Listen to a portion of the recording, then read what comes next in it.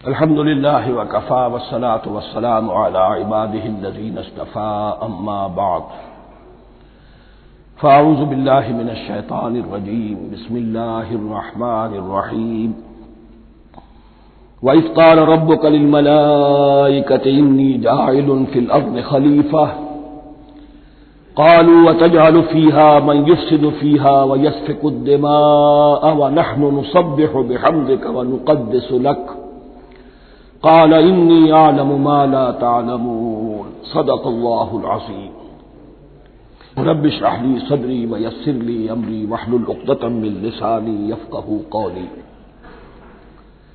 جیسا کہ میں نے عرض کیا تھا، سورہ بقرہ کے پہلے 4 رکوع نہایت اہم ہیں، نہایت جامع ہیں۔ پہلے 2 رکوعوں میں 3 قسم کے انسانوں کی وضاحت کی گئی، 3 قسم کے کردار کے نقشے کھینچ دیے گئے۔ تیسرے رکوع میں قرآن مجید کی دعوت کا خلاصہ آ گیا، توحید فی العقیدہ، توحید فی العمل، یعنی عبادت اللہ کی، ایمان بالرسالت، قرآن مجید کو منزل من اللہ کلام ماننا۔ اس میں اگر شک ہے تو جو بھی چیلنج تھا، اگر واقعتاً تمہیں شک ہے، حقیقت میں شک نہیں ہے، لیکن جیسا کہ تم کہہ رہے ہو کہ تمہیں شک ہے تو کوشش کرو اس کے مقابلے کی ایک صورت بنا لاؤ۔ پھر آخرت، جنت اور دوزخ، ان دونوں کا تذکرہ ہو گیا۔ پھر ایک خاص مسئلہ جو قرآن مجید کے اسلوب پر اعتراض کی شکل میں آیا کہ اس میں مچھر جیسی حقیر شے کا بھی تذکرہ ہے، اس کی حکمت بیان کر دی گئی کہ تشبیہ اور تمثیل میں ظاہر بات ہے کہ ممثل لہو اور ممثل بہی میں مناسبت چاہیے۔ جس چیز کے لیے تمثیل بیان کی جا رہی ہے، جس شے سے تمثیل بیان کی جا رہی ہے، ان میں مناسبت ہونی چاہیے، اس میں عظیم یا حقیر کا کوئی سوال نہیں۔ پھر یہ بات کہ جن لوگوں کے دلوں میں زیغ ہے، کجی ہے، وہ اس قرآن سے بھی ان کی ضلالت میں، گمراہی میں اضافہ ہوگا۔ جو لوگ طالب حق ہیں ان کو یہ قرآن مجید ہدایت دے گا، اور کن کو اللہ گمراہ کرتا ہے؟ جو سرکش ہے، جو نمبر 1 اللہ سے جو عہد کر کے دنیا میں آئے تھے اس کی خلاف ورزی کر رہے ہیں اور صلہ رحمی کے بجائے قطع رحمی کرتے ہیں۔ اس کے بعد ایک بہت اہم فلسفیانہ بات آ گئی، اور اسی کے ضمن میں نے اصل میں یہ ساری بات دہرائی ہے۔ میں نے کہا تھا کہ یہ بات واضح ہوگی آگے جا کر سورہ غافر میں۔ پھر ذہن میں لائیے کہ جب یہ سورت نازل ہوئی ہے، سورہ غافر نازل ہو چکی تھی، لہذا یہاں اجمالی تذکرہ ہے، وہاں تفصیلی تذکرہ ہے۔ اہل جہنم کا قول نقل ہوا ہے، ربنا امتنا اثنتین واحییتنا اثنتین فاعترفنا بذنوبنا فهل الى خروج من سبیل۔ اے اللہ، تو نے 2 مرتبہ ہم پر موت وارد کی، 2 مرتبہ ہمیں زندہ کیا، اب ہم نے اپنے قصور تسلیم کر لیے، تو اب یہاں سے بھی کوئی اور مرحلہ ہے یا نہیں؟ یہاں سے نکلنے کا بھی کوئی راستہ ہے یا نہیں؟ اس سے حقیقت یہ واضح ہوئی، انسان کی تخلیق اول ہوئی عالم ارواح میں، صرف ارواح کی حیثیت سے، اور حدیث میں آتا ہے الارواح جنود مجندہ، لشکروں کی شکل، تمام انسان۔ ان سے عہد لیا گیا الست بربکم قالوا بلی، پھر سلا دیا گیا ارواح کو۔ یہ گویا کہ پہلی موت تھی جو ہم گزار آئے۔ پھر عالم خلق کا مرحلہ آیا۔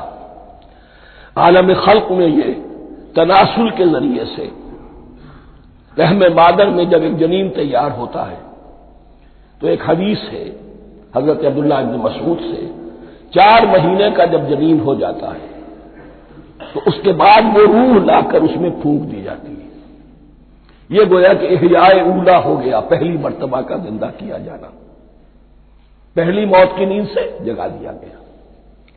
اے تازہ واردان بساط ہوائے دل، اب ہم اس دنیا میں اس جسد کے ساتھ زندہ ہوئے، اب پھر موت آئے گی، جسد یہی چلا جائے گا جہاں سے آیا تھا، روح جہاں سے آئی تھی وہاں واپس جائے گی۔ ثم یمیتکم ثم یحییکم ثم الیہ ترجعون، پھر تمہیں اللہ کی طرف لوٹا دیا جائے گا۔ یہ ہے بہت گہرا نقطہ فلسفہ دین کا۔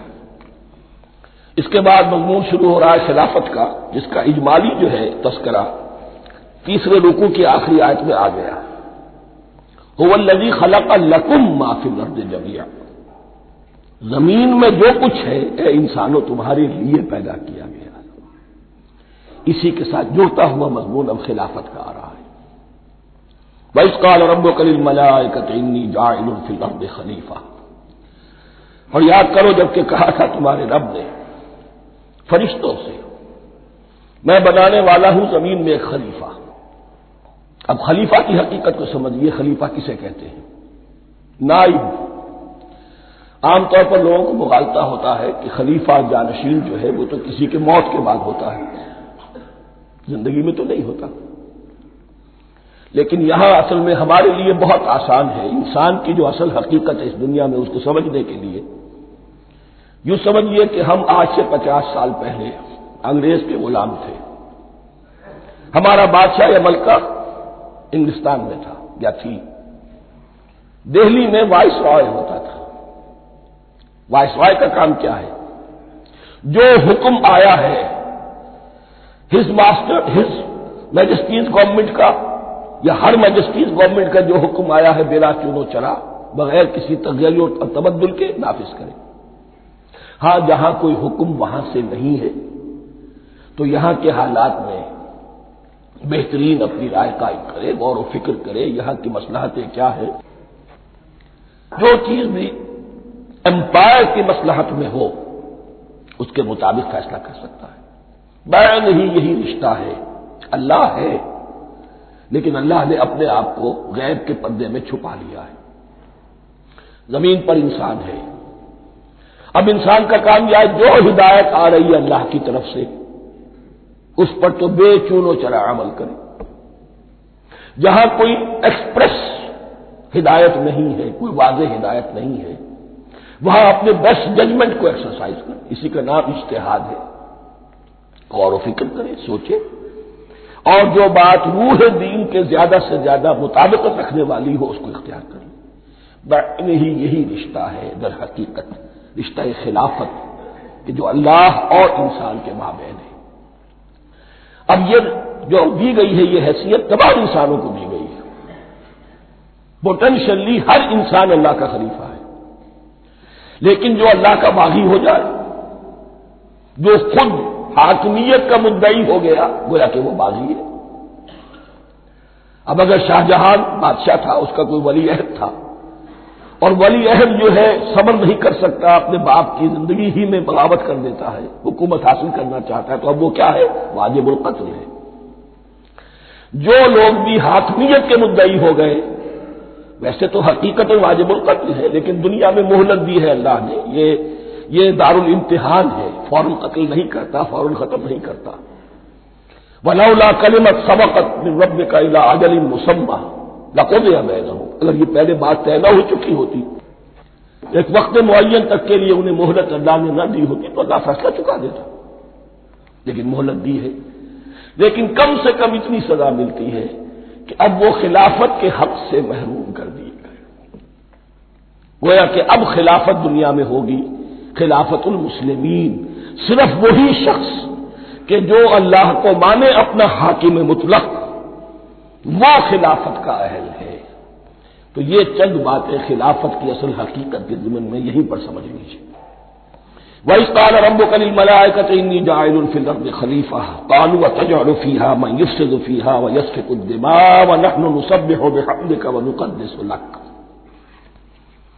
اور یاد کرو جب کہ تمہارے رب نے کہا تھا فرشتوں سے کہ میں زمین میں خلیفہ بنانے والا ہوں، تو انہوں نے کہا کہ کیا تو بنائے گا اس میں جو فساد مچائے گا اس میں اور خوریزی کرے گا۔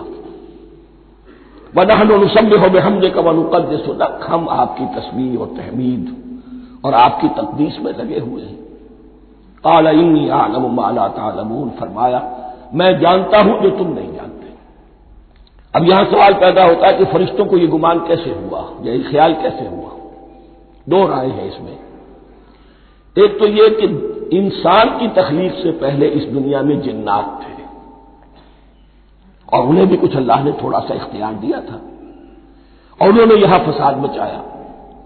انہی پر قیاس کرتے ہوئے فرشتوں نے سمجھا کہ انسان بھی پھر زمین میں فساد مچائے گا، خونریزی کرے گا۔ ایک دوسری اصولی بات یہ کہی گئی ہے کہ خلافت کا لفظ جب استعمال ہوا تو اس کے معنی ہے کہ کوئی نہ کوئی اختیار بھی ملے گا۔ جنات کے بارے میں خلافت کا لفظ کہیں نہیں آیا، انسان کے بارے میں آ رہا ہے۔ خلیفہ بالکل بے اختیار نہیں ہوتا، جیسا کہ میں نے عرض کیا، جہاں واضح حکم ہے تو اس کی تو تنفیذ، جہاں نہیں ہے وہاں اپنی رائے سے جتنا بھی بہتر سے بہتر سوچ سکتا ہو انسان رائے قائم کرے۔ یہ اختیار جو ہے، ظاہر بات ہے جہاں اختیار ہوگا صحیح استعمال ہونے کا بھی امکان ہے، غلط استعمال ہونے کا بھی امکان ہے۔ اختیار تو بلکہ یہ کہ آپ کا پولیٹیکل سائنس کا تو ایکسیم یہ ہے، authority tends to corrupt and absolute authority corrupts absolutely. تو ٹینڈنسی کرپشن کی ہوتی ہے اختیار کے اندر، اس بنا پر انہوں نے قیاس کیا کہ اس میں فساد ہوگا، خونریزی ہوگی۔ اللہ تعالیٰ نے فرمایا اپنی حکمتوں سے میں خود واقف ہوں، میں کیوں بنا رہا ہوں یہ میں جانتا ہوں، تم نہیں جانتے۔ وَعَلَّمَ آدَمَ الْأَسْمَاءَ كُلَّهَا، اور اللہ نے سکھا دیے آدم کو تمام کے تمام نام۔ اب اس میں بھی ایک رائے تو یہ ہے، بلکہ اس میں تقریباً اجماع ہے مفسرین کا، کہ اس سے مراد ہے تمام اشیاء کے نام، اور تمام اشیاء کے نام سے مراد ہے ان کی حقیقت کا علم۔ ہیومن نالج جو ہے، اگر آپ اس کا تجزیہ کریں گے تو وہ یہی ہے کہ انسان ایک چیز کو پہچانتا ہے، پھر اس کے لیے ایک نام رکھتا ہے یا کوئی ٹرم اس کے لیے قائم کرتا ہے۔ اس نام یا ٹرم اور اس کے حوالے سے، اصطلاح کے حوالے سے بہت سے حقائق کو اپنے ذہن کے اندر محفوظ کرتا ہے۔ تو گویا کہ ان علمہ آدم الاسماء کلہا، تمام نام سکھا دیے کل مادی کائنات کے اندر جو کچھ وجود میں آنے والا تھا، ان سب کی حقیقت سے پوٹینشلی حضرت آدم کو آگاہ کر دیا۔ یہ پوٹینشل علم ہے، ہیومن نالج، جو ایکوائرڈ نالج ہے، جو انسان کو سم اور بسم اور اپنے اس دماغ کے کمپیوٹر کے ذریعے سے حاصل ہوتا ہے۔ ایک ہے ریویلڈ نالج جو اللہ وحی کے ذریعے سے بھیجتا ہے، ایک ہے ایکوائرڈ نالج، انسان خود علم حاصل کرتا ہے۔ اس نے آنکھوں سے دیکھا، کان سے سنا، نتیجہ نکالا، اور اس کمپیوٹر نے اس کو پروسیس کیا، اس نتیجے کو کہیں میموری کے اندر سٹور کر لیا۔ یہ کمپیوٹر ہے بہت بڑا۔ پھر کچھ اور دیکھا، کچھ اور سنا، کچھ چھو کر معلوم ہوا، کچھ چکھ کر معلوم ہوا، کچھ سونگ کر معلوم ہوا، کوئی اور نتیجہ نکلا، اسے وہ پاس میموری کے ساتھ اس کو ٹیلی کیا اور نتیجہ نکالا۔ اس طرح رفتہ رفتہ ان السمع والبصر والفؤاد کل اولئک کان عنہ مسئولا، یہ ایکوائرڈ نالج تین چیزوں سے انسان کو حاصل ہو رہا ہے، سماعت، بصارت اور یہ عقل، جو فائدہ اخذ کرتی ہے، جو اس کو پروسیس کرتی ہے، اس تمام جو سینس ڈیٹا اس کو مہیا ہوتا ہے سینس آرگن کے ذریعے سے۔ یہ علم ہے جو پوٹینشلی حضرت آدم کو دے دیا گیا، اس کی ایکسفولیشن ہو رہی ہے، اب درجہ بدرجہ وہ علم پھیل رہا ہے، بڑھ رہا ہے، اور بڑھتے بڑھتے کہاں تک پہنچے گا ہم کچھ نہیں کہہ سکتے، کہاں سے کہاں پہنچ گیا انسان۔ اس نصف صدی کے اندر علم انسانی میں جو ایکسپلوژن ہوا ہے، میں اور آپ اس کا تصور تک نہیں کر سکتے۔ اکثر بڑے بڑے جو سائنسدان ہیں انہیں تصور نہیں ہے، اس لیے کہ ایک شخص اپنی لائن فزکس کے بارے میں جانتا ہے کیا کچھ ہو گیا، یا فزکس کی بھی کسی شاخ کے بارے میں جانتا ہے، باقی دوسری جو لائن کے بعد اسے کچھ پتہ نہیں۔ اسپیشلائزیشن کا دور ہے، لہذا جو ایکسپلوژن کہا جائے، دھماکہ ہوا ہے علم کا، اس کا کوئی اندازہ نہیں ہے ہمارے پاس، اور کس تیزی کے ساتھ وہ چیز آگے بڑھ رہی ہے، کس تیزی کے ساتھ ایک چیز آج جو ایجاد ہوئی چند دنوں کے اندر اندر اس کے بعد اس کا نیا کوئی ورژن آ جاتا ہے اور یہ چیز جو ہے آبسولیٹ ہو جاتی ہے۔ کمیونیکیشن کے اندر جو انقلاب عظیم برپا ہوا ہے، تو آپ یہ سمجھیے کہ اقبال نے جو شعر کبھی کہا تھا کہ عروج آدم خاکی سے انجم سہمے جاتے ہیں، کہ یہ ٹوٹا ہوا تارا مہ کامل نہ بن جائے، اور یہ مہ کامل بنے گا کب؟ جب دجال کی شکل اختیار کرے گا۔ دجال کون ہوگا؟ جو ان تمام قواعد طبیعہ کے اوپر قابو پا لے گا، جب چاہے گا جہاں چاہے گا بارش برسائے گا، رزق کے تمام خزانے اپنے ہاتھ میں لے لے گا، جو اس کے اوپر ایمان لائے گا اسی کو ملے گا، کسی اور کو نہیں ملے گا. اس کی آواز پوری دنیا میں سنائی دے گی. وہ چند دنوں کے اندر پوری دنیا کا چکر لگا لے گا. یہ ساری چیزیں جو حدیث میں دجال کے بارے میں آئی ہیں وہ اسی علم آدم ایکوائرڈ نالج کے اس حد کو پہنچ جانا کہ وہ ٹوٹل مسٹریز نیچر کی جو ہے وہ اس پر منکشف ہو جائے اور ان قواعد طبیعہ کو وہ ہارنس کر لے، قابو میں لے آئے اور انہیں استعمال کرے. کبھی جب ہمارے کسی بہت 200-300ویں کوئی پیڑھی میں کوئی ہمارے جد امجد ہوں گے جنہوں نے کوئی چٹان دیکھی کہ گری، پتھر پر پتھر ٹکرایا تو آگ اس میں سے شعلہ نکلا، اس کا یہ مشاہدہ کافی ہو گیا آگ پیدا کرنے کے لیے. پتھروں کو ٹکراؤ آگ پیدا کر لو. یہ اس دور کی سب سے بڑی ایجاد تھی، آگ، انرجی. اب وہ انرجی کہاں سے کہاں پہنچی؟ وہ آگ نے بھاپ کی شکل اختیار کی، پھر ہم نے بجلی ایجاد کی، اور کب کیا ہے ایٹمک انرجی ہے اور ڈبل کیا کیا ہے اللہ اعلم. ان تمام چیزوں کا تعلق ہے خلافت ارضی کے ساتھ. لہذا فرشتوں کو جو بتایا گیا وہ یہ ہے کہ آدم کو علم بھی دیا جا رہا ہے، صرف اختیار ہی نہیں دیا جا رہا، علم دیا جا رہا ہے. وَعَلَّمَ آدَمَ الْأَسْمَاءَ كُلَّهَا ثُمَّ عَرَضَهُمْ عَلَى الْمَلَائِكَةِ، پھر ان تمام اشیاء کو پیش کیا فرشتوں کے سامنے.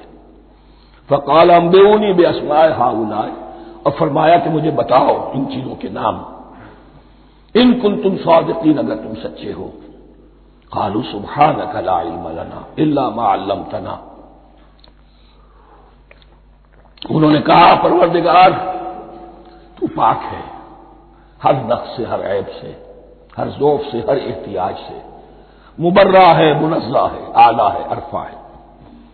لا علم لنا الا ما علمتنا، ہمیں کوئی علم حاصل نہیں سوائے اس کے جو تو نے ہمیں سکھا دیا ہے.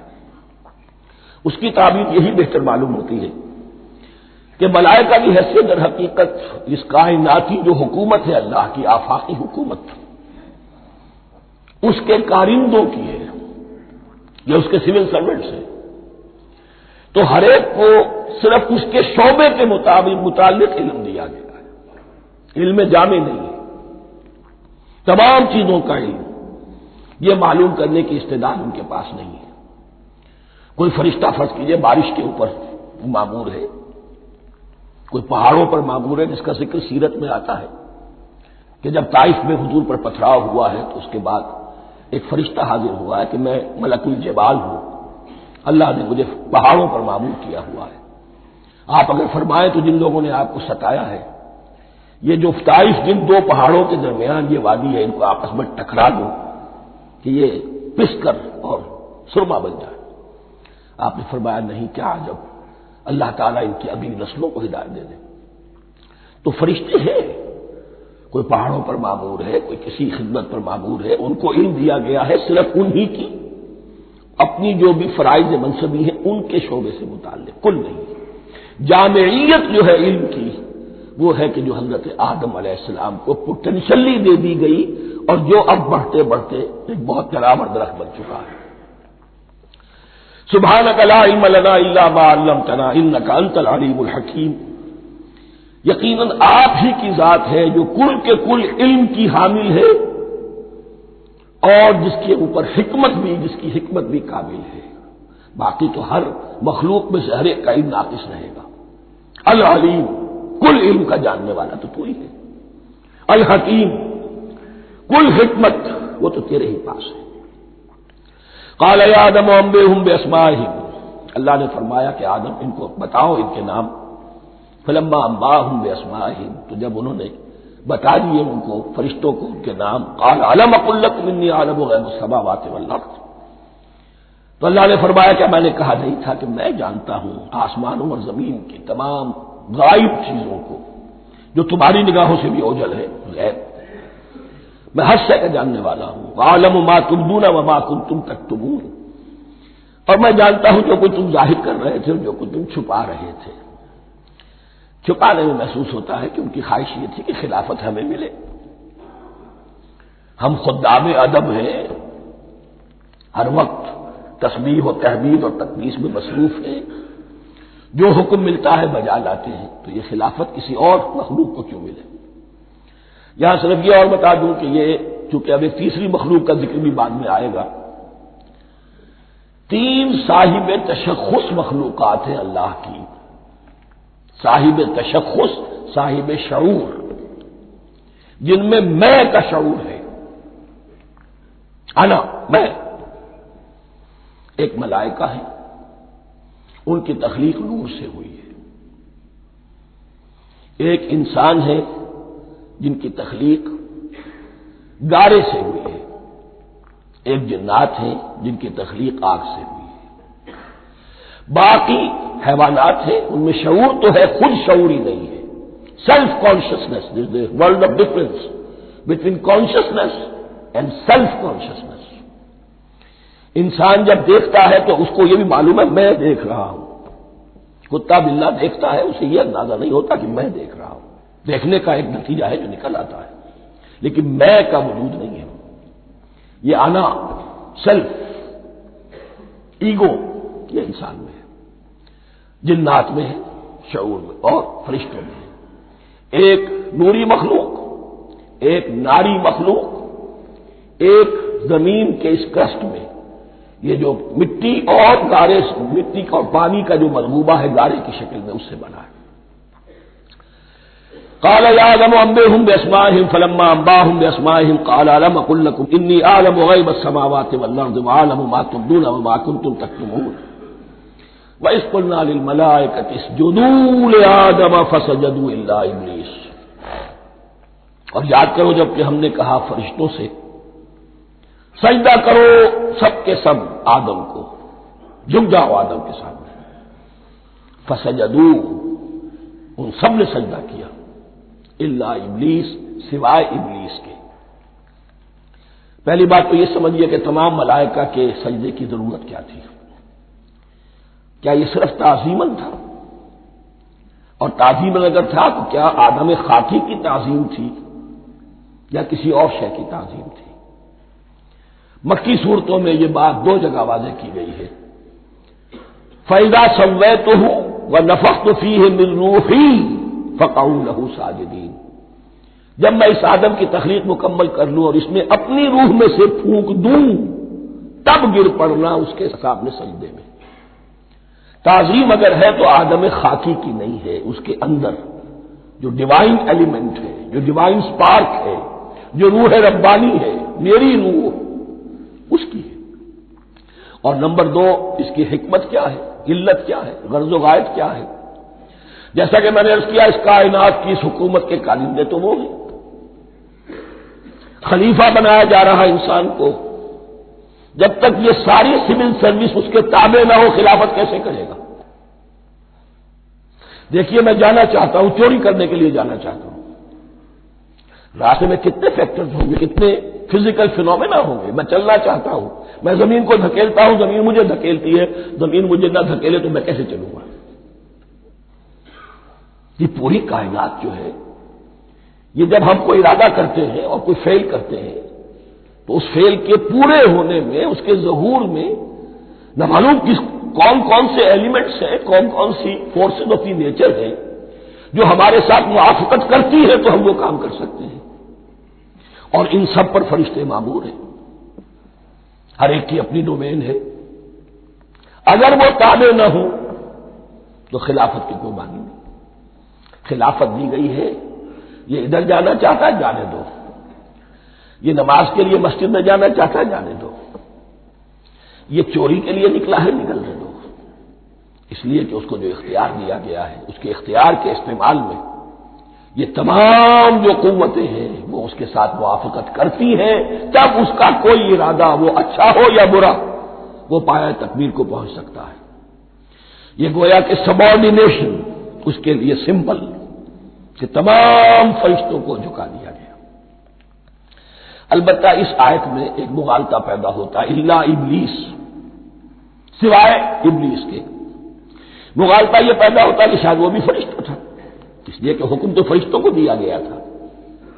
پھر نوٹ کیجئے، اس سے پہلے، بہت پہلے سورہ کہف نازل ہو چکی ہے، اور سورہ کہف میں فرما دیا گیا ہے کان من الجن ففسق عن امر ربی، وہ جن تھا، پس اس نے سرکشی کی اپنے رب کے حکم سے.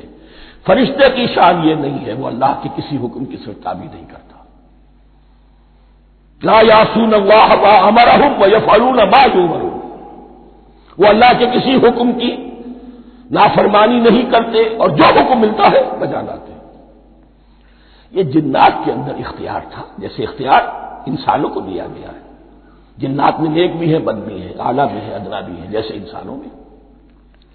لیکن یہ عزازیل جو جن تھا، علم اور عبادت دونوں کے اعتبار سے بہت بلند ہو گیا تھا، اور یہ فرشتوں کا یوں سمجھیے کہ ہم نشین، فرشتوں کے ساتھ اس طور سے شامل. جیسے بہت سے انسان بھی اگر اپنی بندگی میں، زہد میں، عبادت میں، نیکی میں ترقی کرے تو ان کا ملائے اعلیٰ کے ساتھ، عالم ارواح کے ساتھ، عالم ملائکہ کے ساتھ ایک رابطہ قائم ہوتا ہے. اسی طریقے سے وہ جو عزازیل تھا، جن ہونے کے باوجود اپنی نیکی، عبادت، پارسائی اور اپنے علم میں فرشتوں سے بہت آگے تھا. اس لیے معلم الملکوت کی شکل اختیار کر چکا تھا. اس کو اپنی زون تھا. یہ بات جیسا کہ میں نے عرض کیا 7 مرتبہ قرآن میں یہ بات آئی ہے، قصہ ابلیس و آدم، کہ فرشتوں کو حکم ہوا کہ سجدہ کرو، سب جھک گئے، ابلیس نے سجدے سے انکار کر دیا 7 مرتبہ. یہ 7ویں مرتبہ ہے جو ہم پڑھ رہے ہیں. مصحف میں پہلی مرتبہ آ رہا ہے، ترتیب نزول میں 7ویں مرتبہ آ رہا ہے.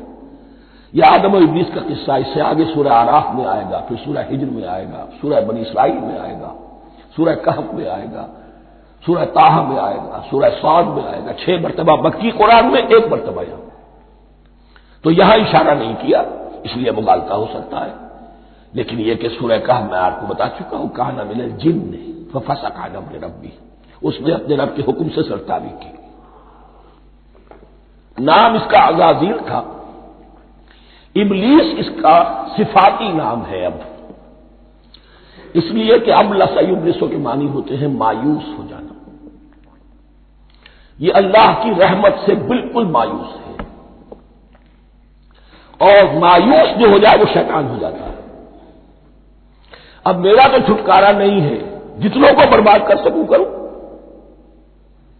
میری تو عاقبت خراب ہو چکی ہے، جتنوں کو اپنے ساتھ، ہم تو ڈوبے ہیں سنم، تم کو بھی لے ڈوبیں گے.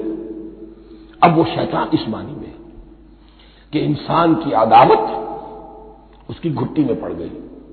اس نے اللہ سے پھر اجازت بھی لی کہ مجھے مہلت دے دے، یوم یبعثون، قیامت تک کے دن کے لیے، تو میں ثابت کر دوں گا کہ یہ آدم اس رتبے کا حقدار نہ تھا، مستحق نہ تھا جو اسے دیا گیا.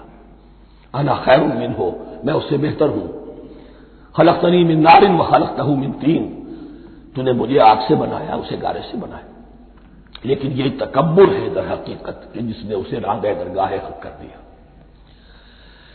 وَإِذْ قُلْنَا لِلْمَلَائِكَةِ اسْجُدُوا لِآدَمَ فَسَجَدُوا إِلَّا إِبْلِيسَ أَبَىٰ وَاسْتَكْبَرَ. ابا، اس نے انکار کیا، واستکبر، اور تکبر کیا، استکبار کیا. وَكَانَ مِنَ الْكَافِرِينَ. کانا عربی زبان میں 2 طرح کا ہوتا ہے، تامہ، ناقصہ. ایک معنی یہ ہو سکتے ہیں کہ ہو گیا، اب اپنے اس استکبار اور انکار کی وجہ سے کانا من الکافرین، وہ کافروں میں سے ہو گیا.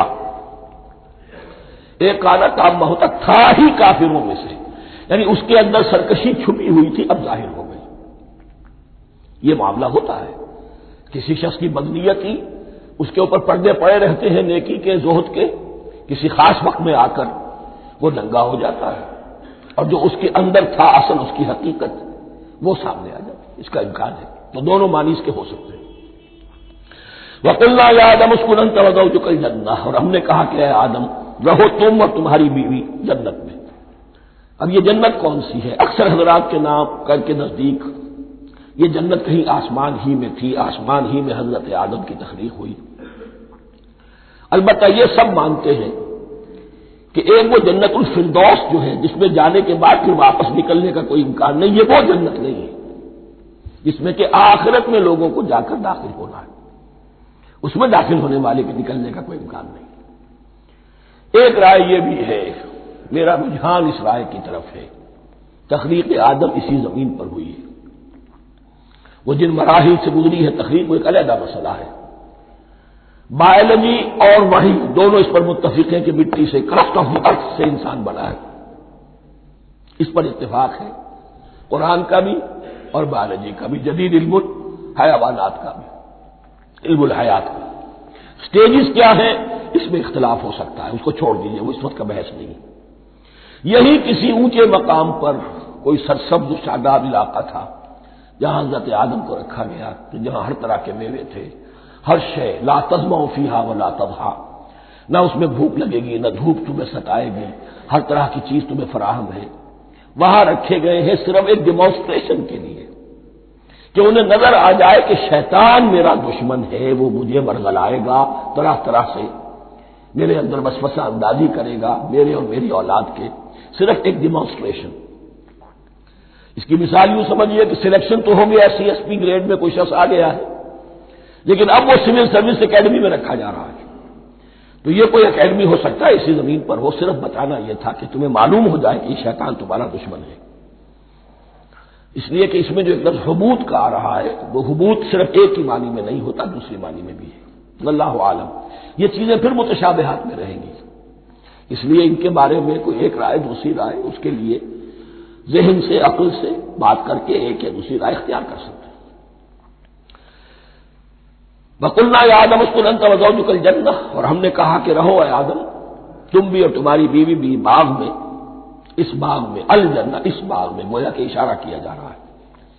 وَكُلَا مِنْهَا رَغَدًا حَيْثُ شِئْتُمْ، اور کھاؤ اس میں سے با فراغت جہاں سے چاہو، ہر طرح کا پھل ہے کھاؤ۔ وَلَا تَقْرَبَا هَٰذِهِ الشَّجَرَةَ، یہاں پہ اس درخت کا نام نہیں دیا گیا، اشارہ اس درخت کے قریب مت جانا۔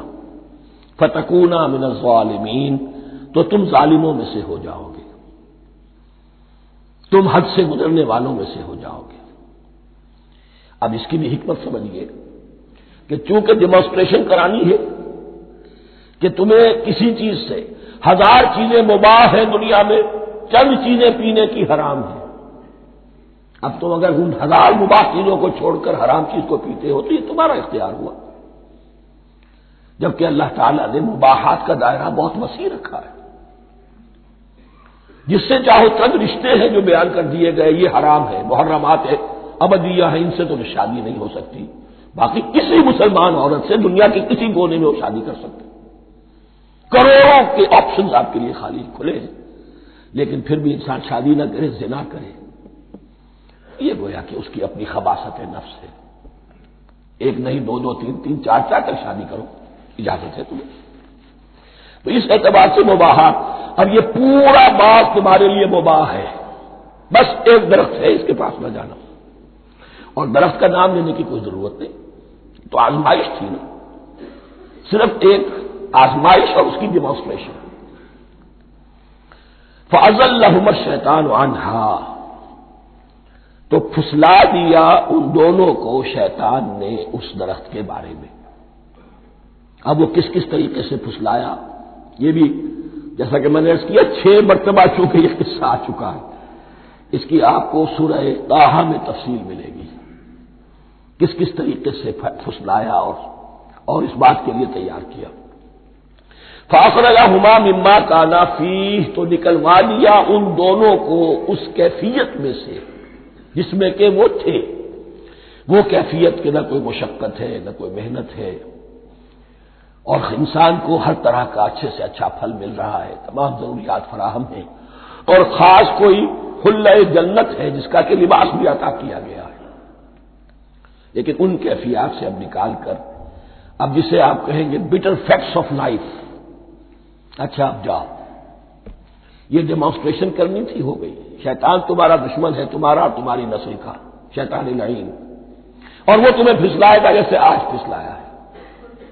تم آگاہ رہنا اس کی شرارتوں سے۔ ان الشیطان لکم عدو فاتخذوہ عدوا، یہ شیطان تمہارا دشمن ہے، اسے اپنا دشمن ہی سمجھو۔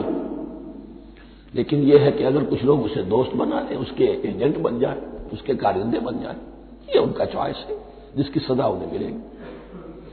فَأَخْرَجَهُمَا مِمَّا كَانَا فِيهِ وَقُلْنَا اهْبِطُوا بَعْضُكُمْ لِبَعْضٍ عَدُوٌّ، اور ہم نے کہا اترو، تم سب ایک دوسرے کے دشمن ہوگے.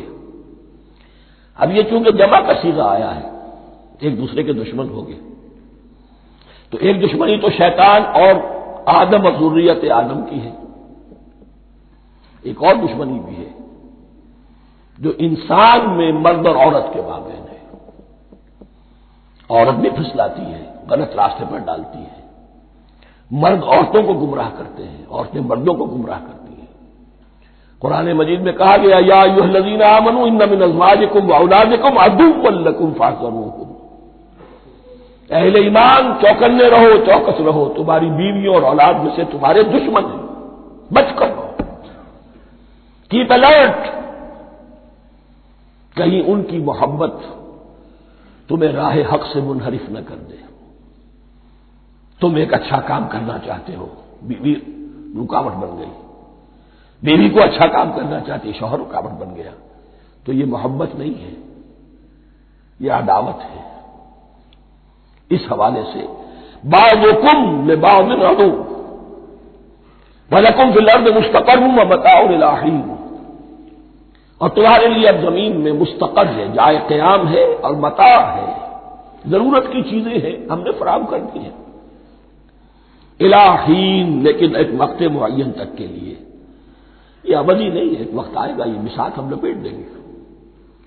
یوم نطوی السماء کطی السجل للکتب، جس دن کے ہم تمام فضاؤں کو اور تمام خلاؤں کو، تمام آسمانوں کو اس طرح لپیٹ لیں گے جیسے کتابوں کا طوبار لپیٹ دیا جاتا ہے. ایک وقت آئے گا. یہ تخلیق الی اجل مسمى ہے، الی حین ہے. فتلقى آدم من ربه کلمات فتاب علیہ. تو سیکھ لیے، حاصل کر لیے آدم نے اپنے رب سے کچھ کلمات، تو اللہ نے ان کی توبہ قبول کر لی. اب اس کی وضاحت سورہ اعراف میں ہے. یہ تو چونکہ پس منظر میں وہ 2/3 قرآن موجود ہے، اس کی وضاحت کیا ہے کہ حضرت آدم میں سخت پشیمانی پیدا ہوئی ہے، میں نے کیا کیا، مجھ سے خطا سرزد ہو گئی، اللہ کے حکم کی میں نے خلاف ورزی کی. لیکن ان کے پاس الفاظ نہیں تھے کن الفاظ میں اللہ سے استغفار کریں، کن الفاظ میں اللہ سے معافی چاہے. اللہ کی رحمت یہ ہوئی کہ اللہ نے الفاظ انہیں خود تلقین فرما دی. یہ اللہ کی شان رحیمی ہے. اصل شے جو ہے وہ انسان کے اندر گناہ پر ندامت کا پیدا ہو جانا ہے، یہ اصل توبہ ہے. علامہ اقبال نے جو بڑی اپنی آغاز ان فوانش شباب میں جو اشعار کہے تھے، ان میں سے ایک شعر کو سن کر پھڑک اٹھے تھے اس وقت کے اساتذہ بھی. موتی سمجھ کے شان کریمی نے چن لیے، قطرے جو تھے میرے عرق انفعال کے. انفعال کہتے ہیں شرمندگی کو. شرمندگی سے میری پیشانی پر جو پسینے کے قطرے نمودار ہو گئے، میرے پروردگار کو وہ اتنے عزیز ہوئے، اس نے انہیں موتی کی طرف چن لیا. موتی سمجھ کے شان کریمی نے چن لیے، قطرے جو تھے میرے عرق انفعال کے. تو فتلقى آدم من ربه کلمات، ان پر پچھتاوا ہوا، ندامت ہوئی. اللہ نے انہیں الفاظ، وہ الفاظ کیا تھے؟ وہ سورہ اعراف میں ہیں. ربنا ظلمنا انفسنا وان لم تغفر لنا وترحمنا لنكونن من الخاسرین. اے اللہ، ہم نے اپنی جانوں پر ظلم کیا ہے، اور اگر تو نے ہمیں بخش نہ دیا اور رحم نہ فرمایا تو ہم تو خسارہ والوں میں ہو جائیں گے، تباہ ہو جائیں گے، برباد ہو جائیں گے. یہی پر فوری تقابل موجود ہے. غلطی ابلیس سے بھی ہوئی، حکم سے سرتابی ہوئی، لیکن اس پر ندامت نہیں ہوئی، تکبر کی بنا پر اور اکڑ گیا، انا خیر منہ. غلطی آدم سے بھی ہوئی، نافرمانی ہوئی، لیکن اس پر پشیمان ہوئے اور توبہ کی. وہ شیطنت ہے، یہ آدمیت ہے، ورنہ کوئی انسان گناہ سے اور معصیت سے مبرہ نہیں ہے. حضور کی ایک حدیث ہے، کل بنی آدم کلکم خطاؤون، کل بنی آدم خطاؤون وخیر الخطائین التوابون. آدم کے تمام اولاد، تمام انسان خطا کار ہیں، ان خطا کاروں میں بہتر وہ ہیں، اچھے وہ ہیں جو توبہ کرتے ہیں. تو یہاں حضرت آدم سے غلطی ہوئی، انہوں نے توبہ کی، پشیمانی ہوئی، ندامت ہوئی، اس نے کی اور اس پر جم گیا. اصرار کیا. فتلقى آدم من ربه كلمات فتاب عليه انه هو التواب الرحیم. یقیناً وہی تو ہے بہت توبہ کو قبول فرمانے والا اور بہت رحم فرمانے والا. یہ نوٹ کیجئے گا توبہ کا لفظ دونوں طرف سے آتا ہے. بندہ بھی تواب وخیر الخطائین التوابون. تواب بندے بھی ہو گئے، تواب اللہ بھی ہے. اس کی اصل حقیقت کیا ہے؟ بندے نے خطا کی اور دور ہو گیا اللہ سے. اللہ نے اپنی رحمت کی نگاہ اس سے پھیر لی. بندے نے توبہ کی، اللہ پھر اپنی رحمت کے ساتھ اس کی طرف متوجہ ہو گیا. توبہ کے معنی پلٹنا. بندہ معصیت سے توبہ کر کے اپنی اصلاح کی طرف، بندگی کی طرف، اطاعت کی طرف پلٹ آیا. اللہ نے جو اپنی نظر رحمت پھیر لی تھی، اللہ نے پھر وہی اپنی شان غفاری اور رحیمی کے ساتھ بندے کی طرف توجہ فرما لی. جس کے لیے حدیث میں الفاظ آتے ہیں، تم اگر میری طرف بالشت بھراؤ گے میں ہاتھ بھراؤں گا، تم اگر چل کر آؤ گے میں دوڑ کر آؤں گا. ہم تو مائل بکرم ہے کوئی سائل ہی نہیں، راہ دکھلائے کسے رہنم منزل ہی نہیں. وہ تو تواب ہے. بس فرق یہ ہے کہ تابہ بندے کے لیے ہوگا تو الہ ہوگا، تابہ الہ، انی تم تو الیک. اور جب اللہ کی طرف سے ہوگا تابہ علیہ، وہ اعلیٰ ہوگا، اس پر توبہ کی. یعنی اللہ کی بلند شان ہے تو انسان توبہ کرتا ہے تو اس کی طرف توبہ کرتا ہے. اللہ کی شان کیا ہے؟ وہ توبہ کرتا ہے تو بندے پر اعلیٰ. فتاب علیہ انہ هو التواب الرحیم. قلنا اهبطوا منها جميعا. ہم نے کہہ دیا اتر جاؤ اس سے اب تم سب کے سب. فَإِمَّا يَأْتِيَنَّكُم مِّنِّي هُدًى. اب یہاں لفظ آیا اہبطوا، یہاں بھی پہلے بھی آیا ہے. جو حضرات یہ سمجھتے ہیں کہ تخلیق آدم آسمانوں پر ہوئی ہے اور جنت بھی وہ آسمان میں ہے جہاں رکھے گئے تھے، آزمائشی یا ٹریننگ یا ڈیمانسٹریشن والی جنت، وہ یہاں حبوط کا ترجمہ کریں گے کہ آسمان سے زمین پر اترنے کا حکم دیا گیا. جو لوگ سمجھتے ہیں یہی کسی بلند مقام پر تھے، وہ کہتے ہیں کہ نیچے اترو، کسی بڑی اونچی سطح مرتفع پر اگر کوئی جگہ تھی تو اب نیچے اترو اور جاؤ، اب تمہیں زمین میں ہل چلانا پڑے گا اب روٹی حاصل کرنے کے لیے. یہ جو نعمتوں کے دسترخوان یہاں بچھے ہوئے تھے یہ اب تمہارے لیے نہیں. اس کے لیے اس بانی مجلس کا استعمال جو ہے وہ آ جائے گا آگے چل کر اسی سورہ بقرہ کے اندر کہ اس معنی میں بھی سورہ بقرہ کے 7ویں رکوع میں یہ لفظ استعمال ہوا ہے. تو امکان اس کا بھی ہے. بس اس سے آگے ادھر یا ادھر کی زیادہ بحث کرنے کا یہ موقع دورہ ترجمہ قرآن میں نہیں ہے. قُلْ اهْبِطُوا مِنْهَا جَمِيعًا فَإِمَّا يَأْتِيَنَّكُم مِّنِّي هُدًى فَمَن تَبِعَ هُدَايَ فَلَا خَوْفٌ عَلَيْهِمْ وَلَا هُمْ يَحْزَنُونَ. تو جب بھی آئے گی تمہارے پاس میری جانب سے کوئی ہدایت تو جو کوئی میری ہدایت کی پیروی کرے گا اس کے لیے نہ خوف ہوگا اور نہ وہ حزن سے دوچار ہوگا. یہ ہے علم انسانی کا دوسرا گوشہ، ریویلڈ نالج. اس چوتھے رکوع کی کا جو حسن ہے اسے دیکھیے. شروع میں ایکوائرڈ نالج کا ذکر ہے جو پوٹینشلی حضرت آدم کی ذات میں رکھ دیا گیا اور جو انسان نے پھر اپنی محنت سے ان السمع والبصر والفؤاد اس کے ذریعے سے آگے بڑھایا. یہ علم ہے چل رہا ہے. آج مغربی اقوام ہم سے بہت آگے ہیں. کبھی ایک زمانے میں مسلمان آگے نکل گئے تھے، لیکن ظاہر بات ہے کہ اس دنیا میں عروج تو انہی کو ہوگا جو ان چیزوں میں سب سے زیادہ جس کی آگہی حاصل ہوگی. البتہ ایک علم وہ ہے جو آسمان سے نازل ہوتا ہے، یہ گیون ہے، ریویلڈ نالج ہے، یہ وحی ہے. فَإِمَّا يَأْتِيَنَّكُم مِّنِّي هُدًى. تمہارے مقام خلافت کا تقاضا یہ ہے جو احکام ہمارے آئے، جو ہدایات ہم بھیجیں ان کو تو پوری طریقے سے اس کی پیروی کرو. فَمَن تَبِعَ هُدَايَ. تو جو کوئی بھی میری ہدایت کی پیروی کرے گا فَلَا خَوْفٌ عَلَيْهِمْ وَلَا هُمْ يَحْزَنُونَ. وَالَّذِينَ كَفَرُوا. اور جو ناشکری کریں گے، کفر کریں گے، انکار کریں گے، وَكَذَّبُوا بِآيَاتِنَا. اور ہماری آیات کو جھٹلائیں گے، فَأُولَٰئِكَ أَصْحَابُ النَّارِ هُمْ فِيهَا خَالِدُونَ. تو وہ جہنمی ہوں گے، آگ والے ہوں گے، اس میں ہمیشہ ہمیشہ رہیں گے۔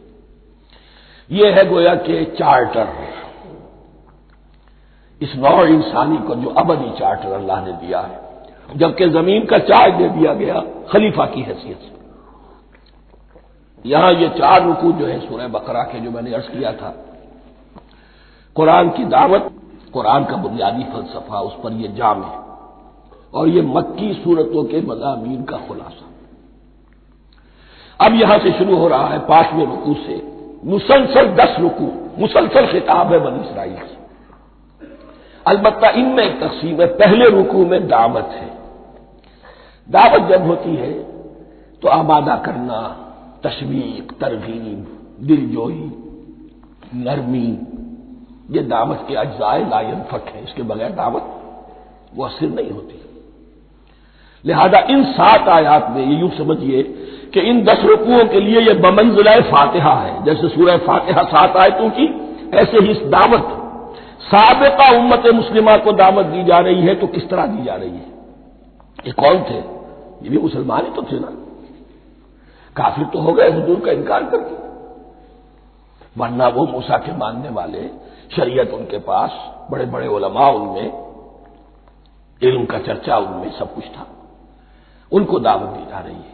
لیکن میں اس لیے آپ کو چاہتا ہوں، اس کو توجہ دلا رہا ہوں، آج اگر مسلمانوں میں جو غافل ہو گئے، اپنی حقیقت کو بھول گئے، اپنے فرض منصبی سے غافل ہو گئے، دنیا کے اور قوموں کی طرح کی ایک قوم بن کر رہ گئے، اگر کوئی ایک داعی گروہ کھڑا ہو، کوئی جماعت، کوئی فرد، اور اس سے جماعت بنے، تو ظاہر بات ہے سب سے پہلے اسے اسی امت کو دعوت دینی ہوگی، اس لیے کہ دنیا تو اسلام کو پہچانے گی اس امت کے حوالے سے۔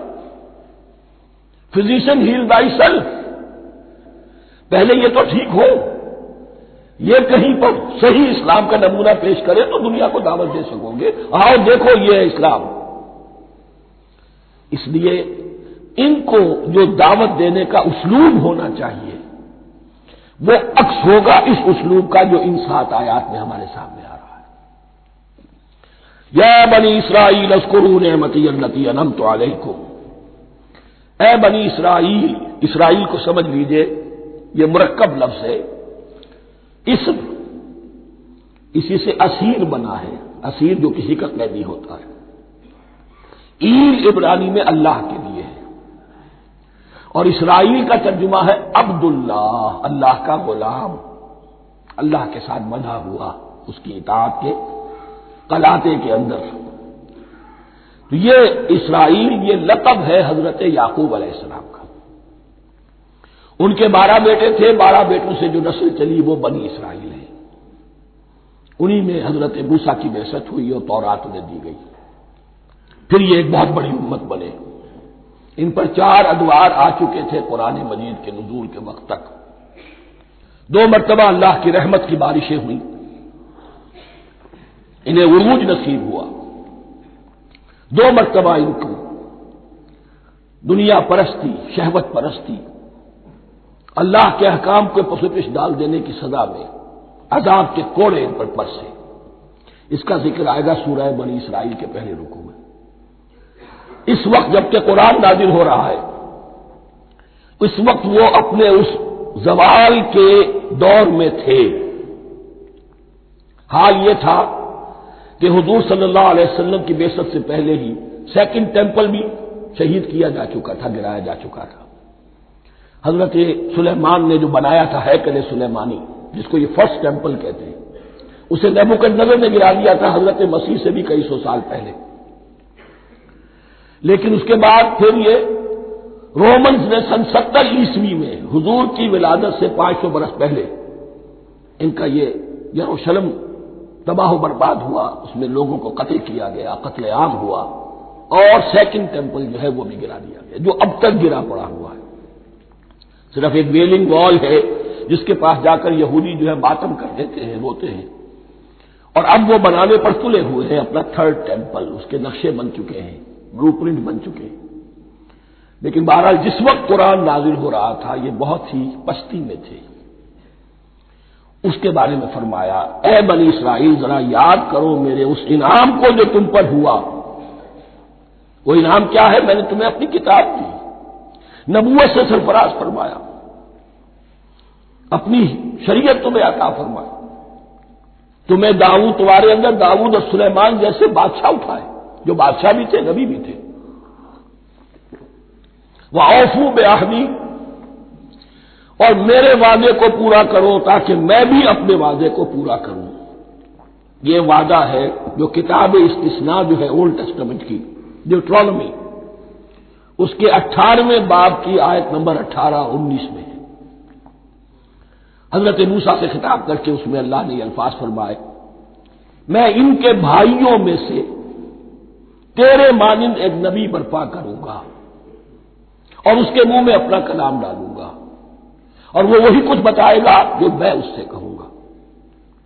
یہ گویا کہ حضرت موسیٰ علیہ السلام کی امت کو بتایا جا رہا تھا کہ نبی آخر الزماں آئیں گے اور تمہیں انہیں قبول کرنا ہے۔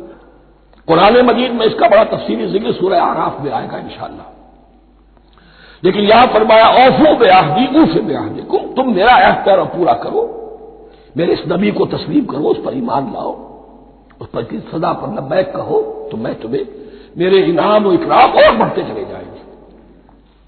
وَإِيَّايَ فَارْهَبُونِ، اور صرف مجھ سے ڈرو۔ وَآمِنُوا بِمَا أَنزَلْتُ مُصَدِّقًا لِمَا مَعَكُمْ، اور ایمان لاؤ اس پر جو میں نے نازل کیا ہے، جو تمہارے پاس جو تورات ہے اس کی تصدیق کرتے ہوئے آیا ہے۔ اس کے دو معنی ہے، ایک تو قرآن تصدیق کرتا ہے تورات کی اور انجیل کی، فیہا ھدی ونور، فیہ ھدی ونور، اور دوسرے یہ کہ قرآن اور محمد صلی اللہ علیہ وسلم ان پیشین گوئیوں کے مصداق بن کر آئے ہیں جو تورات میں تھی، ورنہ وہ پیشین گوئیاں جھوٹی ثابت ہوتی۔ ان کے مصداق کون ہے؟ قرآن اور محمد صلی اللہ علیہ وسلم، یہ دونوں معنی اس کے ہیں۔ وَآمِنُوا بِمَا أَنزَلْتُ مُصَدِّقًا لِمَا مَعَكُمْ وَلَا تَكُونُوا أَوَّلَ كَافِرٍ بِهِ، اور دیکھو تم ہی سب سے پہلے ان کا کفر کرنے والے نہ بن جاؤ۔ تمہیں تو سب کچھ معلوم تھا، تم تو منتظر تھے، تم تو آخری نبی کے انتظار میں تھے اور ان کے حوالے سے دعائیں کیا کرتے تھے کہ اللہ اس نبی آخر الزمان کے واسطے سے ہماری مدد فرما اور کافروں کے مقابلے میں ہمیں فتح عطا فرما۔ یہ آئے گا آگے چل کر اسی سورہ بقرہ کے اندر۔ لیکن اب تم ہی سب سے بڑھ کر کافر ہو گئے، تم ہی سب سے بڑھ کر دشمن ہو گئے۔ وَلَا تَكُونُوا أَوَّلَ كَافِرٍ بِهِ وَلَا تَشْتَرُوا بِآيَاتِي ثَمَنًا قَلِيلًا، اور دیکھو میری ان آیات کے عوض حقیر سی قیمت قبول نہ کرو۔ یہ آیات الہیہ ہیں، ان کو رد کر رہے ہو کس لیے؟ ہماری مسندیں، ہماری حیثیت، ہماری چودراہٹیں، کہیں ان پر کوئی آنچ نہ آ جائے۔ حقیر سی چیزیں، یہ صرف اس دنیا کا سامان، اس کے سوا کچھ نہیں۔ وَلَا تَشْتَرُوا بِآيَاتِي ثَمَنًا قَلِيلًا وَإِيَّايَ فَاتَّقُونِ، اور صرف مجھ میں اس سے تقوی اختیار کرو، میرا تقوی اختیار کرو۔ وَلَا تَلْبِسُوا الْحَقَّ بِالْبَاطِلِ وَتَكْتُمُوا الْحَقَّ وَأَنْتُمْ تَعْلَمُونَ، اور نہ گڑبڑ کرو حق کے ساتھ باطل کو، اور بس چھپاؤ حق کو، ذرا حالے کہ تم جانتے ہو۔ یہ بات اچھی طرح نوٹ کرنی ہے، جانتے بوجھتے کرنا، ایک ہے مغالطے میں کرنا، وہ ضلالت ہے، گمراہی ہے۔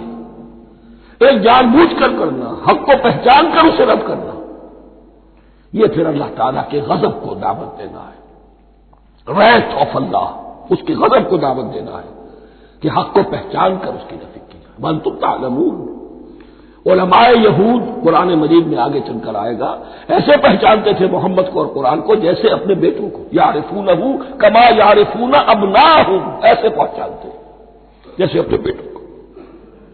وَأَقِیمُوا الصَّلَاةَ وَآتُوا الزَّکَاۃَ، دیکھو نماز قائم کرو، زکوٰۃ ادا کرو۔ وَارْكَعُوا مَعَ الرَّاكِعِينَ، اور جھکنے والوں کے ساتھ جھکو۔ یہ اول تو رکوع کو انہوں نے اپنے ہاں سے خارج کر دیا تھا، ثانیاً باجماعت نماز ان کے ہاں ختم ہو گئی تھی۔ وَارْكَعُوا مَعَ الرَّاكِعِينَ، جماعت باجماعت نماز کی طرف اشارہ ہے۔ أَتَأْمُرُونَ النَّاسَ بِالْبِرِّ وَتَنْسَوْنَ أَنفُسَكُمْ، کیا تم لوگوں کو نیکی کا حکم دیتے ہو، تقویٰ کی، پارسائی کی تعلیم دیتے ہو؟ میں کہہ رہا ہوں کہ اصل میں مخاطب کون ہے؟ علماء یہود، اس آیت سے ثابت ہو گیا عالم ہمارا بھی جب بھی کھڑا ہوگا اونچے سے اونچا آواز کہے گا، اعلیٰ سے اعلیٰ بات کہے گا۔ اکثر و بیشتر کا حال یہ ہے کہ ان کا اپنا کردار دیکھیے تو کوئی مناسبت ہی نہیں اس سے کہ جو وہ بات کہہ رہا ہے، جو لوگوں کو دعوت دے رہا ہے اس پر خود عمل نہیں۔ تو یہی در حقیقت علماء یہود کا کردار بن چکا تھا۔ أَتَأْمُرُونَ النَّاسَ بِالْبِرِّ وَتَنْسَوْنَ أَنفُسَكُمْ، کیا تم لوگوں کو نیکی کا حکم دیتے ہو اور خود اپنے آپ کو بھول جاتے ہو؟ وَأَنْتُمْ تَتْلُونَ الْكِتَابَ، اور یہ سب کچھ تم کر رہے ہو اس حال میں کہ کتاب پڑھتے بھی ہو، تورات پڑھتے ہو، صاحب تورات ہو۔ ہمارے بھی بہت سے علماء کا علماء سو جنہیں ہم کہتے ہیں حال یہ ہو چکا ہے، خود بدلتے نہیں قرآن کو بدل دیتے ہیں، ہوئے کس درجہ فقیہان حرم بے توفیق۔ جو صورتحال ہے صرف قرآن کا بطن بچا ہوا ہے، اس کے مفہوم میں، اس کی تفسیر میں، اس کے ترجمے میں تو تحریفیں موجود ہیں، بڑی بڑی تحریفیں موجود ہیں، متن بچا ہوا ہے، وہ اس لیے کہ اللہ تعالیٰ نے اس کی حفاظت کا ذمہ لیا ہے۔ وَاسْتَعِینُوا بِالصَّبْرِ وَالصَّلَاةِ، اور مدد حاصل کرو دو چیزوں سے، صبر اور نماز۔ یہ صبر کا لفظ یہاں پر بہت قیمتی ہے، بہت بامانی ہے۔ علماء سو کیوں وجود میں آتے ہیں؟ جب وہ دنیا کے کتے بن جائیں گے تو دین کو بدنام کرنے والے ہوں گے۔ بظاہر دینی مناسب ہیں لیکن اصل میں ان کے پردے میں دنیا داری کی جا رہی ہے، صبر نہیں، بس صبر کے ساتھ اور نماز کے ساتھ، اس لیے کہ آپ صحیح راستے پر آئیں گے۔ اگر کوئی عالم دین لوگوں پر تنقید کرے گا، لولا ینہاہم الربانیون والاحبار، کیوں نہیں روکتے ان کے علماء اور ان کے اولیاء اور صوفیاء ان کو حرام کھانے سے اور جھوٹ بولنے سے؟ اگر کوئی شخص روکے گا اس کو پھر نذرانے تو نہیں ملیں گی، اس کی خدمتیں تو نہیں ہوگی۔ اگر تو دنیا میں صبر اختیار کرنا ہے تب تو آپ حق بات کہہ سکتے ہیں، اور اگر دنیاوی ایمبیشنز ہیں تو پھر آپ کو کہیں نہ کہیں کمپرومائز کرنا پڑے گا۔ وَاسْتَعِینُوا بِالصَّبْرِ وَالصَّلَاةِ، صبر اور نماز۔ وَإِنَّهَا لَكَبِیرَةٌ، اور یقیناً یہ بہت بھاری شے ہے، بہت بھاری شے ہے۔ عام طور پر خیال یہ ہے کہ انہا کی ضمیر صرف صلاۃ کی طرف جاتی ہے، نماز بہت بھاری ہے۔ ایک رائے یہ ہے کہ نہیں، یہ پورے طرز عمل کی طرف جا رہی ہے، یہ طرز عمل کہ خود صبر کرو، اس دنیا میں صبر کرو، دنیا اور دنیا کے متعلقات میں کم سے کم پر قانع ہو جاؤ، اور حق کا بول بالا کرنے کے لیے میدان میں آ جاؤ، یہ طرز عمل۔ اور اس میں پھر نماز، الصلاۃ عماد الدین۔ وَإِنَّهَا لَكَبِیرَةٌ إِلَّا عَلَى الْخَاشِعِینَ، یہ یقیناً بہت بھاری چیز ہے، یہ روش، یہ رویہ بھی بہت بھاری اور نماز بھی بہت بھاری ہے، سوائے ان خشوع رکھنے والوں کے، ڈرنے والوں کے جن کے دل جھک گئے ہیں اللہ کے سامنے۔ الذین یظنون انہم ملاقو ربہم، جنہیں یہ یقین ہے کہ انہیں اپنے رب سے ملاقات کرنی ہے، جیسا کہ میں نے شروع میں توجہ دلائی تھی، وبالآخرۃ ہم یوقنون، یہ ایمان بالآخرت ہے جو انسان کو سیدھا رکھتا ہے عمل کے میدان میں۔ الذین یظنون انہم ملاقو ربہم وانہم الیہ راجعون، اور جنہیں یہ یقین ہے کہ بالآخر اسی کی طرف ہمیں لوٹنا ہے۔ بارک اللہ لی ولکم فی القرآن العظیم ونفعنی وإیاکم بالآیات والذکر الحکیم۔